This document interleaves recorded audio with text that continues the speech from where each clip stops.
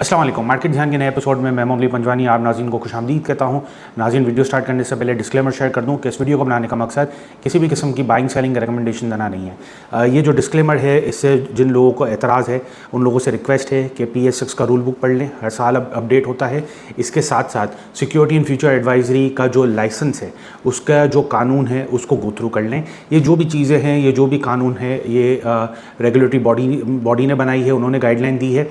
उसके तहत उसी के अंडर रहते हुए जितने भी ब्रोकरेज हाउस है, जितने भी एडवाइज़र्स हैं, उन पे ये जिम्मेदारी आयद होती है कि वो ये डिस्क्लेमर शेयर करें और किसी को इन्फ्लुएंस नहीं करें, किसी को ये मजबूर ना करें कि वो बाइंग या सेलिंग डिसीजन हमारे कहने पर ले।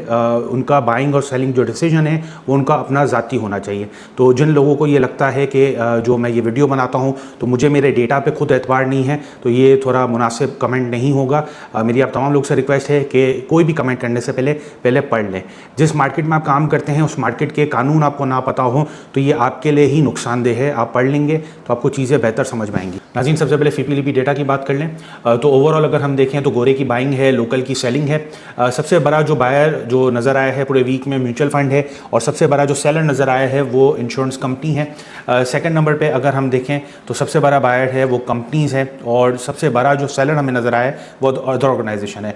FIPLIP का ब्रेक इवन इस मुताबिक है। इंश्योरेंस कंपनी ने कमर्शियल बैंक में सेलिंग की है, म्यूचुअल फंड ने कमर्शियल बैंक में बाइंग की है, इंश्योरेंस ने ऑल अदर सेक्टर में सेलिंग की है। इसके बाद कंपनीज़ ने ऑल अदर सेक्टर में बाइंग की है, म्यूचुअल फंड ने सीमेंट में बाइंग की है, गोरे ने कमर्शियल बैंक में बाइंग की है, म्यूचुअल फंड ने ऑल अदर सेक्टर में बाइंग की है। नाज़रीन, आप लोग के साथ जो डे रेंज बना है जुम्मे का वो शेयर कर दूँ तो 1,77,836 का लो बना है, 1,82,185 का हाई बना है। वीकली रेंज अगर हम देखें तो 1,75,085 का लो बना है और 1,82,185 का हाई बना है। मंथली रेंज इस मुताबिक है 1,62,895 का लो बना है, 1,82,185 का हाई बना है। तो अगर हम देखें तो इंडेक्स जो है वो अपने हाई साइड पर है और नए लेवल्स ही दिखा रहा है और इंडेक्स की जो क्लोजिंग है वो भी बहुत अच्छी आई है। तो वीकली क्लोजिंग अच्छी है। मंथली क्लोजिंग का हमें वेट करना है। रोल ओवर वीक भी है तो रोल ओवर वीक में देखना है कि इंडेक्स और मार्केट किस तरह से परफॉर्मेंस देती है। 1,75,000 पे मार्केट हो सकता है कि एक बार सपोर्ट ले, एक दो दिन ऐसे सेशन आए जिसमें मार्केट जो है अपना एक डिप डिफाइन करते हुए और फिर जो है नए लेवल्स दिखा सकती है। बाकी वीकेंड में जो खबरें आ रही हैं, जो संडे की न्यूज़ आ रही है, उसके मुताबिक ऐसा लग रहा है कि अगर ये MOU साइन हो जाता है स्विट्ज़रलैंड में तो फिर जो है मार्केट आपकी खुलेगी ऊपर। तो रोल ओवर है तो ये सारी चीज़ें देखनी है कि ऊँट किस करवट बैठता है, मार्केट और इंडेक्स किस साइड पर जो है उसका झुकाव रहता है। तो 1,75,000 के करीब जो है वो सपोर्ट है, इनिशियल सपोर्ट है और जो मंथली क्लोजिंग लग रहा है कि वो 1,78,500 से ऊपर की होगी और इंडेक्स जो है वो अपने नए लेवल को मेंटेन करेगा। जो करंट PE रेशो है वो 9.73 का है, एक्सपेक्टेड PE रेशो 8.95 का है। नाज़रीन, आप लोग के साथ सेक्टर और जो KSE 100 इंडेक्स है उसके PE रेशो शेयर कर रहा हूँ। तो current PE ratio KSE 100 index का 9.39 का है, ऑटोमोबाइल सेक्टर 9.67 का है, ऑटोमोबाइल पार्ट्स एंड एसेसरी 17.41 का है, केबल एंड इलेक्ट्रिक गुड्स 23.56 का है। आगे बेहतरीन मुतवक्के है। केबल एंड इलेक्ट्रिक गुड्स से रिलेटेड आज मैं आप लोग के साथ सिलेक्ट टेक्नोलॉजी के ऊपर बात करूँगा और पाक इलेक्ट्रॉन पर बात करूँगा, तो आप जो है इसको मद्देनजर रखिएगा। 23.56 का जो है इसका PE रेशो है। सीमेंट 10.22 की है, chemical 14.38, commercial bank 7.58, engineering non applicable आगे बेहतरीन मुतवक्के है। Fertiliser 10.01, foods and personal care product 20.71, glass and ceramics 8.51, oil and gas exploration company 8.74, oil and gas marketing company 8.88, paper and board 592.17, आगे बेहतरीन मुतवक्के 27.10, pharmaceutical 16.23, power generation distribution 11.75, refinery non applicable लेकिन आगे बेहतरीन मुतवक्के 2.65, technology and communication 40.20, textile composite 11.06, tobacco 14.76, transport non applicable. नाज़रीन, आप लोग के साथ वेटेज शेयर कर रहा हूं तो सबसे बड़ा जो वेटेज है इंडेक्स में वो बड़े फौजी का है। फ्री फ्लोट यानी इंडेक्स का जो वेटेज है वो 8.67 का है। दूसरे नंबर पर अगर हम देखें तो UBL है 7.51 का है, एंग्रो होल्डिंग तीसरे नंबर पर है 5.30 का है और एंग्रो होल्डिंग अगर ₹1 का अप एंड डाउन होता है तो 33.68 पॉइंट का फ़र्क आता है। मीज़ान बैंक 4.51 का है, हपको 4.40 का है, हपको का सबसे ज़्यादा इम्पैक्ट आता है 34.01 अगर ₹1 ऊपर या नीचे जाता है। तो वंस अगेन हपको और एंग्रो होल्डिंग कंसिस्टेंटली हमें दिखा रहे हैं कि नए लेवल्स दिखा सकता है। एंग्रो होल्डिंग में बाइंग भी हो रही है कंपनी की तरफ से, तो एंग्रो होल्डिंग जो है वो उसको आप मद्देनज़र रख सकते हैं। जहाँ बाइंग ऑन डिप की स्ट्रेटेजी हो तो आप इसमें काम कर सकते हैं। हपको भी आपको एक अच्छा रिटर्न दे सकता है। OGDC 4.18 जो इसका इम्पैक्ट आ रहा है वो 22.55 का है। लकी 3.98, HBL 3.42, MCB 3.27, PPL 3.17, माड़ी 3.09, बैंक अलबी 2.82, सिस्टम 2.61, ईफर 2.35, NBP 2.03। नाज़रीन आप लोग के साथ जो रेंज है वो शेयर कर रहा हूँ, और अब जो रेंज है हमें नज़र आ रहा है वो अपवर्ड ही है, और जो सपोर्ट है वो इंडेक्स का 1,78,423 का है। थोड़े टाइम के लिए इसको सपोर्ट को ब्रेक कर सकते हैं और वहाँ पर जो है अपना एक फुट बनाकर वहाँ पर आप बाइंग ऑन डिप कर सकते हैं। 1,74,500 या 1,75,000 के करीब आपको एक अपॉर्चुनिटी मिल सकती है, पॉसिबिलिटी है, और वहाँ पर आप बाइंग ऑन डिप करेंगे तो आपको जो मंथली क्लोजिंग है वो 1,78,423 से ऊपर इंडेक्स जो है हमें दिखा सकता है। रेजिस्टेंस है 1,95,801। करंट RSI 63.52 का है। बाइंग ऑन डिप की स्ट्रेटेजी हमें मैकडी बता रहा है। नेक्स्ट पॉसिबल ट्रेंड अपवर्ड ही रहेगा, जिसका सपोर्ट 1,95,801 है, रेजिस्टेंस 2,23,929। नाज़रीन आप लोग के साथ टेक्निकल ग्राफ शेयर कर रहा हूँ। टेक्निकल ग्राफ में अगर आप देखेंगे तो जो मैं आपसे कह रहा हूँ कि 1,74,500, 1,75,000 के करीब, तो आप देखेंगे तो छोटा मोटा गैप खड़ा है। इस गैप को भी फिल हो सकता है, ये गैप भी फिल हो सकता है। तो यानी आप जो है इसमें कोई पैनिक नहीं कीजिएगा। मार्केट अपना एक सपोर्ट ढूंढ रहा है। फ्राइडे को भी अपने सपोर्ट ढूंढने की कोशिश की है और वहाँ से रिबाउंड भी हुआ है। क्लोजिंग बहुत अच्छी आई है, 1,78,922 की क्लोजिंग आई है, जो कि काफ़ी ज़्यादा खुशाइन है कि यानी इंडेक्स जो है वो भी नए लेवल की तरफ जा रहा है। तो इंडेक्स अपना एक बॉटम सर्च करके 1,75,000, 1,74,500 के करीब वहाँ से रिवाइव हो सकता है, या फिर अगर MOU साइन हो गया तो इंडेक्स जो है वो डायरेक्ट ऊपर खुल सकता है। नाज़रीन आप लोग के साथ MOU से रिलेटेड डिटेल शेयर करने से पहले मैं आप लोग के साथ जो हमारे मोहतरम प्राइम मिनिस्टर शहबाज शरीफ साहब ने असेंबली के फ्लोर पे जुम्मे के दिन क्या तकरीर की, उसकी चंद झलकियाँ मैं आप लोग के साथ शेयर करना चाहता हूँ। कल शाम को मेरी ईरान के सदर, मेरे इंतहाई प्यारे भाई जनाब मसूद पज़ेश्कियान से मेरी उनका टेलीफोन कॉल आई। कोई आध घंटा गुफ्तगू जारी रही। उन्होंने बार बार कहा कि वज़ीर आज़म, मैं पाकिस्तान और पाकिस्तान के अवाम का अपनी तरफ से और ईरानी कौम की तरफ से दिल की गहराइयों से शुक्रिया अदा करना चाहता हूँ कि इस मुश्किल वक्त में पाकिस्तान ने उनका भरपूर साथ दिया और उनके साथ चट्टान की तरह पाकिस्तान खड़ा रहा। जनाब स्पीकर, मैंने उनको पाकिस्तान जल्द से जल्द आने की दावत दी। मैंने कहा कि आप पाकिस्तान तशरीफ़ लाएं, पूरी कौम आपका वालिहाना इस्तकबाल करने के लिए तैयार है और दुनिया को बताने के लिए तैयार है कि ईरान और पाकिस्तान सिर्फ हमसाया मुल्क नहीं, बरादर मुल्क हैं, बरादर मुल्क, और हम दोनों के दिल हमारे इकट्ठे धड़कते हैं। जनाब स्पीकर, उन्होंने मुझे कहा कि मैं पहली फुर्सत में मैं पाकिस्तान आऊँगा और मैं पाकिस्तान आकर पाकिस्तान के अवाम का शुक्रिया अदा करूँगा। उसके साथ साथ जनाब स्पीकर, उन्होंने हमें दावत दी कि उनके अजीम लीडर जो अल्लाह ताला को प्यारे हो गए, सुप्रीम लीडर आयतुल्लाह खामनाई, 3 और 4 जुलाई को उनके जनाजा है, वहाँ पर रसूमात हैं। तो उन्होंने पाकिस्तान मुझे दावत दी। मैंने उनसे कहा कि हमारा फ़र्ज़ है कि पाकिस्तान का वफ़द इंशाअल्लाह वहाँ पर मौजूद होगा ताकि हम दुनिया को बताएं कि हमारे दिलों में उनका कितना एहतराम है। और पाकिस्तान और ईरान दो ऐसे भाई हैं जो कि इंशाअल्लाह आइंदा आने वाले वक्तों में इंतहाई कुर्बत के साथ एक दूसरे के साथ तावन करेंगे और इंशाअल्लाह इस जंग बंदी के नतीजे में इस खत्ते में माशी खुशहाली के इंशाअल्लाह दरिया बहेंगे। जी नाज़रीन, जैसे आपने वीडियो मुलाहिज़ा की, हमारे प्राइम मिनिस्टर साहब काफ़ी ज़्यादा पुरुमीद हैं। बरोज़ इतवार 21 जून 2026 स्विट्ज़रलैंड के बर्गनस्टॉक के मुकाम पर ये डील साइन हो सकती है यूएस और ईरान के बीच में, और ये ऑफिशियली जो तस्दीक की है वो हमारे फॉरेन ऑफिस ने की है। इसके अलावा ब्लूमबर्ग ने भी जो है वो अपनी किसी तरह की रिपोर्ट किया है कि इस तरह की डील साइन हो जाती है, और ये डील साइन होती है तो हमारा इंडेक्स जो है और हमारी मार्केट जो है एक अच्छा गेन दे सकती है। जी नाज़रीन, जैसे आपने हमारे प्राइम मिनिस्टर साहब की बॉडी लैंग्वेज देखी थी और उनका जो स्पीच सुना, आपने झलकियाँ सुनी, तो उसमें जो है वो हमारे प्राइम मिनिस्टर साहब ने कॉन्फिडेंस का इजहार किया, और पाकिस्तान और ईरान जो है एक नए एरा में एंटर होने जा रहे हैं, इकनॉमिक एरा में एंटर होने जा रहे हैं। इसके अलावा पाकिस्तान की जो एनर्जी सिक्योरिटी है, पूरी दुनिया की एनर्जी सिक्योरिटी है, उसको हाईलाइट करते हुए हमारे प्राइम मिनिस्टर साहब ने जो है वो इंदिया दिया है कि आगे जाके कोई ऐसी चीज़ें बन सकती हैं जिससे पाकिस्तान और ईरान दोनों को फ़ायदा होगा। पाकिस्तान ने जो है वो इंटरनेशनल रिकग्निशन हासिल किया है इस पीस एग्रीमेंट में। प्राइम मिनिस्टर शहबाज शरीफ साहब ने ईरान के जो सदर है पेज़ेश्कियान, उनको इनवाइट किया है पाकिस्तान में, और उन्होंने जो है ये दावत कबूल की है। इसके अलावा जो शहीद सुप्रीम लीडर हैं आयतुल्लाह खामनेई, उनकी नमाज जनाजा भी अटेंड किया जाएगा पाकिस्तान की तरफ से। पाकिस्तान का एक डेलीगेशन फ्यूनरल प्रेयर्स में हाजिर होगा। प्राइम मिनिस्टर मोहतरम शहबाज शरीफ साहब ने ये डिटेल में बताया कि किस तरह से सीज़ फायर और पीस एफर्ट से जो इकोनॉमिक कंडीशन है दोनों ममालिक की, ईरान और पाकिस्तान की, वो बेहतरी की तरफ जाएंगी। इंटरनेशनल ऑयल प्राइसेस भी नीचे आई हैं, सिग्निफिकेंटली ड्रास्टिकली डिक्लाइन हुई हैं। और प्राइम मिनिस्टर साहब ने ये भी बताया कि जब ये एस्केलेशन जारी था तो 128 बिलियन रुपीस का पाकिस्तानी हुकूमत ने खर्चा किया ताकि इन्फ्लेशन को जितना हो सके रोका जा सके।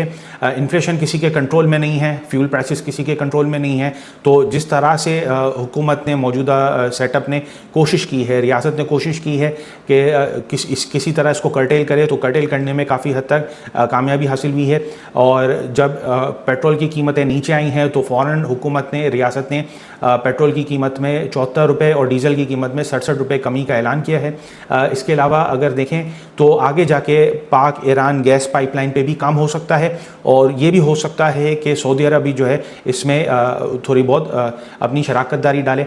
पाकिस्तान के दोनों ब्रदर ममालिक सऊदी अरब और ईरान से बहुत अच्छे ताल्लुकात हैं, डिप्लोमेटिक सतह पे बहुत अच्छे ताल्लुकात हैं, तो उसको पूरी तरह से पाकिस्तान कोशिश करेगा कि ये जब अचीवमेंट हासिल की है तो इसको पूरी तरह से कैश इन किया जाए। प्रोजेक्ट में जो भी सैंक्शंस हैं, जो भी चैलेंजेस हैं, उसको फेस किया जाए। और ये लग रहा है कि ये जो पाइपलाइन है इसमें थोड़ा बहुत काम होना शुरू हो जाएगा, और ये पाकिस्तान और ईरान दोनों के ट्रेड को और इकोनॉमी को बूस्ट करेगा। कॉर्पोरेशन के साथ जो भी टेक्निकल डिस्कशन है वो आगे जाके इम्प्लीमेंट हो सकती हैं। इसमें दोनों ममालिक की क़यादत का आपस में साथ में बैठकर इत्तफ़ाक़ राय होगी, और सऊदी अरब भी हो सकता है इसमें एंटर करे। नाज़रीन, आप लोग के साथ जो कंपनी है जो उससे सबसे ज़्यादा बेनिफिशियरी बन सकती है और जिसका थोड़ा हमें इंदिया मिल रहा है वीकली अगर हम देखें ट्रेडिंग में, तो वो है crescent steel and allied product. Crescent steel and allied product को अगर कोई प्रोजेक्ट मिलता है ख़ास तौर पे पाक ईरान गैस पाइपलाइन का, तो ये आप समझें कि सेल्स टैक्स फ्री होगा, यानी सेल्स टैक्स में एग्जम्पशन होगी इस कंपनी को, तो ये इसकी प्रॉफिटेबिलिटी और उसके मार्जिन के लिए काफ़ी ज़्यादा अच्छा होगा, खुशाइन होगा। इसके फंडामेंटल्स और टेक्निकल्स आप लोग के साथ शेयर कर दूँ तो इसकी जो थर्ड क्वार्टर की एंडिंग है 8 रुपये 98 पैसे की है, पी रेशियो 9.41 का है। इसकी बुक वैल्यू 117 रुपये 34 पैसे की है, एक्सपेक्टेड बुक वैल्यू 124 रुपये 12 पैसे की है, डेट टू इक्विटी रेशियो 30.35 का है, ये शरिया कंप्लाइंट में फॉल करता है। इसका मंथली RSI 57 का है, इसका मंथली सपोर्ट 93.55 का है, मंथली पिवट 111.43 का है, मंथली रेजिस्टेंस 129.31 का है। नाज़रीन, आप लोग के साथ बदले का डेटा शेयर कर दूं तो 19 जून को जो बदला है वो 75.71 अरब का है। पिछले हफ्ते अगर देखें तो 71.52 अरब का था। वीक ऑन वीक बेसिस पर अगर हम देखें तो 4.19 अरब का इजाफा हुआ है। पास्ट का डेटा भी मैंने आप लोग के साथ शेयर किया है आपको यानी याद दहानी के लिए, और इसमें जो भी अपडेट होगी मैं आप लोग के साथ इसको अपडेट कर दिया करूँगा। नाज़रीन, आप लोग के साथ इंटरनेशनल कमोडिटीज़ का डेटा शेयर कर दूँ। WTI क्रूड ऑयल $77.33 पर बैरल चल रहा है, ब्रेंडेड $80.58 पर बैरल चल रहा है, आयरन ओर $101.14 पर टन चल रहा है, गोल्ड $4151.74 पर आउंस चल रहा है, रबर 227.40 पर केजी चल रहा है। रिचर्ड बे कोल प्राइस $115 पर टन चल रहा है। नाज़रीन, आप लोग के साथ सेलेक्ट टेक्नोलॉजी जो IPO आने वाला है उसके आदाद शुमार और उसकी जितनी भी जानकारी है, जितनी भी इन्फॉर्मेशन है, चीता जो पॉइंट्स हैं वो मैं आप लोग के साथ शेयर कर रहा हूँ। इसकी जो बिडिंग है, जो बुक बिल्डिंग है, उसकी रजिस्ट्रेशन जारी है, 17 जून से जारी है। 23 जून उसका आखिरी दिन है। शाम 5 बजे तक उसकी रजिस्ट्रेशन हो सकती है और बुक बिल्डिंग में आप हिस्सा ले सकते हैं। बुक बिल्डिंग में जो अमाउंट रिक्वायर्ड है वो 2 मिलियन की है। 20 लाख रुपए तक जो है जिन हजरात के पास पेमेंट है तो अपना फॉर्म फिल करके ब्रोकरेज हाउस के थ्रू अपना जो अकाउंट नंबर है उसको यानी शेयर करते हुए अपने आप को रजिस्टर करा सकते हैं। तो अपने ब्रोकर से आप कांटेक्ट कर सकते हैं इस हवाले से। 22 जून और 23 जून को बुक बिल्डिंग है ऑफिशियल जो पब्लिक सब्सक्रिप्शन है वो हज़रात जो 500,000 शेयर लेने के ख्वाहिशमंद हैं उनके लिए जो प्रोसीजर है वो 2 जुलाई और 3 जुलाई 2026 को है। नाज़रीन, आप लोग के साथ थोड़ी इसकी डिटेल शेयर कर दूं। ये सब्सिडरी है एयरलिंक कम्युनिकेशन की जो कि इंगेज है smartphone, smart TV, air conditioner और दीगर इलेक्ट्रॉनिक कंज्यूमर प्रोडक्ट्स बनाने में। कंपनी जो है वो इनकॉर्पोरेट हुई है 13 अक्टूबर 2021 में लाहौर में और ये प्राइवेट कंपनी थी। और अभी जो पब्लिक होने जा रही है ये पब्लिक के लिए जो इसको किया है वो 20 जनवरी 2026 में किया है। सेलेक्ट मैन्युफैक्चर प्रोडक्ट जो है वो मेजर ग्लोबल ब्रांड्स जो है Xiaomi और हाइसेंस उसके प्रोडक्ट्स, उसके जो टीवी है वो बनाता है। IPO कंसिस्ट करता है 88.89 मिलियन ऑर्डिनरी शेयर्स जो कि बनता है 10%। 90% जो शेयर्स हैं वो एयरलिंक के पास होंगे, एयरलिंक के पास उसकी होल्डिंग होगी।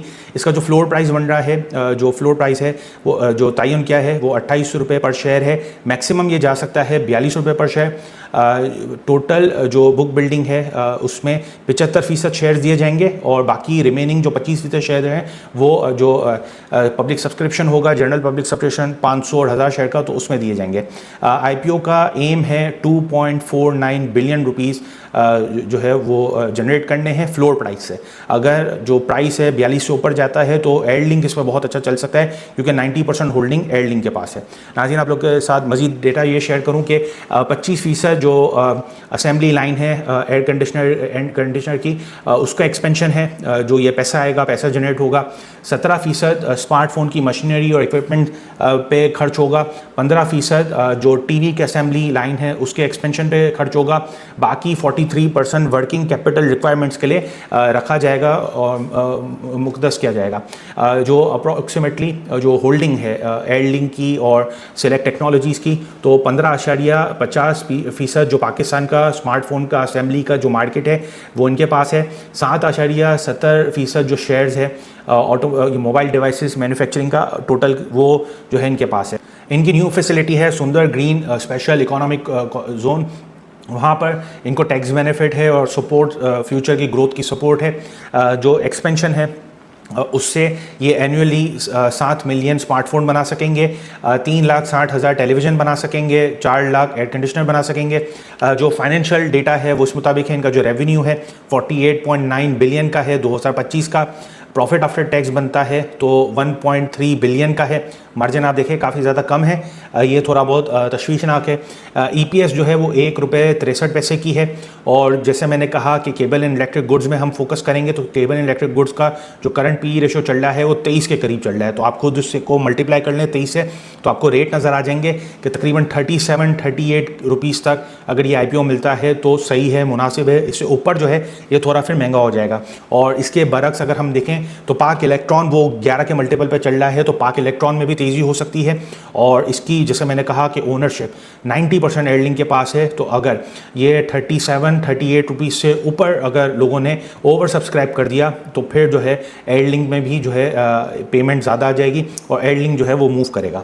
तो ये इसके आदात शुमार थे। नाज़रीन, आप लोगों के साथ डिलीवर फ्यूचर का डेटा शेयर कर दूं तो सबसे बड़ी जो बाइंग खरी है वो पेस जून में है। फ्री फ्लोट का 13.48%, TRG दूसरे नंबर पर है 12.26%, कॉसम तीसरे नंबर पर है 11.02%, वेव चौथे नंबर पर है 11.01%, TPL पाँचवें नंबर पर है 9.69%, PIA 7.25%, ठट्टा सीमेंट 7.20%, TPL रीड 1 7.06%, TPL प्रॉपर्टीज़ 6.92%, GGL 6.90%। नाज़रीन, ब्लैंक सेल का डेटा इस मुताबिक है। सबसे बड़ी जो ब्लैंक सेल खड़ी है वो कॉसम जून में है। फ्री फ्लोट का 2.46 46%। दूसरे नंबर पर PIA है 2.39%, TPL तीसरे नंबर पर 1.50%, TRG 1.34%, प्रेमा 1.21%, ठट्टा सीमेंट 0.69%, TPL प्रॉपर्टी 0.60%, गाल 0.58%, PTC 0.51%, BOP 0.50%। नाज़रीन, आप लोग के साथ जो मार्जिन फाइनेंसिंग है उसका डेटा शेयर कर रहा हूँ। तो सबसे बड़ा जो बदला खरा है वो जूमा में है, फ्री फ्लोट का 15.50%। दूसरे नंबर पे मैपेक फिल्म्स है 15.17%। तीसरे नंबर पर कोहिनूर टेक्सटाइल मिल्स हैं 14.8%। फ्लाइंग चौथे नंबर पर 11.56%। AKDSL 11.56%। Oh boy 10.34%। Image 10.06%। SPEL 9.99%। INKL 9.84%। TSPL 8.22%। नाज़रीन, ये था अब तक का डेटा। उम्मीद है आप इस डेटा से मुस्तफ़ीद हुए होंगे। जो मैंने डेटा आप लोग के साथ शेयर किया है वो इजीली अवेलेबल है और मैं आप लोग से रिक्वेस्ट करूँगा कि आप खुद भी इस डेटा को मुताला करें और जितना ज़्यादा आप मुताला करेंगे तो उतना ज़्यादा जो है आपके लिए बेनिफिशियल होगा। नाज़रीन, अब तक लेता ही मुझे दीजिएगा इजाज़त। अल्लाह हाफ़िज़।